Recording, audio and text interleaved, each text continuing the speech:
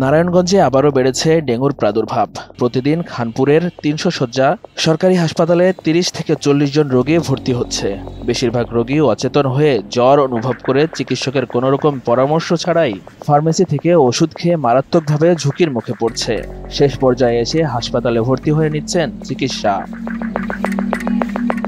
সারা দেশের মতো ডেঙ্গু পরিস্থিতির একই চিত্র নারায়ণগঞ্জে।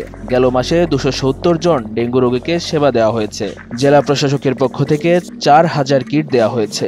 এছাড়া পরীক্ষা করা ওষুধ, স্যালাইন সবকিছুই বিনামূল্যে দেয়া হচ্ছে রোগীদের। গেল ৪ মাসে ৬০০ রোগী চিকিৎসা নিয়েছে। তবে চিকিৎসকের পরামর্শ ছাড়া ফার্মেসি থেকে ওষুধ কিনে অসুস্থ হয়েছে তা অকপটে স্বীকার করলেন রোগীরা।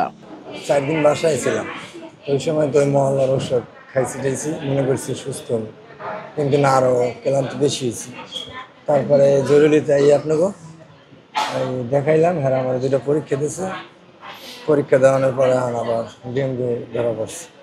তা কালকে পর থেকে আজকে এই পর্যন্ত আমি আলহামদুলিল্লাহ অনেক শরীরটা আমার খুব ভালো লাগতেছে। সোমবার দিন রাত্রে থেকে আমার জ্বর, অনেক জ্বর।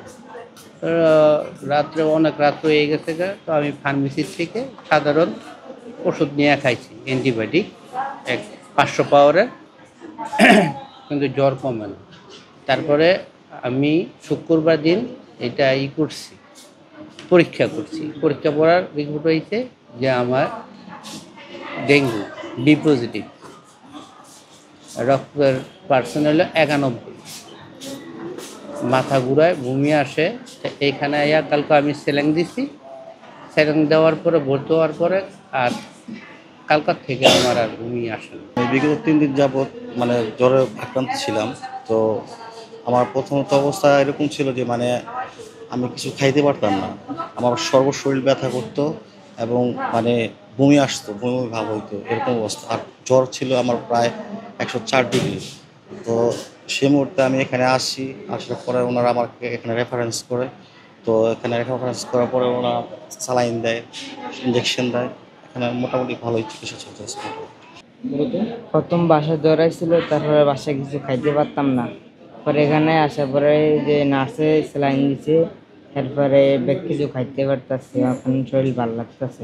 ডেঙ্গু মোকাবেলার সতর্ক থাকার পাশাপাশি অসুস্থতা বোধ করলে ফার্মেসি থেকে ওষুধ না কিনে দ্রুত চিকিৎসকের পরামর্শ নেওয়ার কথা বললেন চিকিৎসকরা। জ্বর হলে শুধু দোকানে যেয়ে বা বিভিন্ন লোকের পরামর্শ নিয়ে ওষুধ খাবেন না। আপনার জ্বর আসছে, আপনার ডাক্তারের পরামর্শ নেন।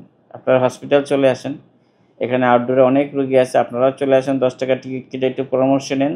তাহলে শুরুতে যদি আমরা ডাক্তারের পরামর্শ নিয়ে চলি, তাহলে হসপিটালে ইনশাল্লাহ ভর্তি হইতে হবে না। হসপিটালে ভর্তি হয় খুব কম সংখ্যক রোগী, যারা নিজেদের মতো ওষুধ খায় বা ডাক্তারের পরামর্শ অনুযায়ী চলে না, তাদেরকেই শুধুমাত্র হসপিটালে আসলে ভর্তি হয়ে যায় শেষ পর্যন্ত। শেষ পর্যায়ে আর প্রাথমিকভাবে চলে আসলে তাদের আর ভর্তির প্রয়োজন হয় না। ডাক্তারের পরামর্শ অনুযায়ী চললে ইনশাল্লাহ ডেঙ্গু আসলে তাকে অতটা আক্রান্ত করতে পারে না। এদিকে ডেঙ্গু প্রতিরোধে মাসব্যাপী ডেঙ্গু লার্ভা নিধনে কর্মসূচি হাতে নিয়েছে নারায়ণগঞ্জ মহানগর বিএনপি। ডেঙ্গু আক্রান্ত রোগীদের জন্য ভিটামিন সি জাতীয় ফলের ঝুড়ি হাসপাতাল কর্তৃপক্ষের হাতে তুলে দেওয়া হয়।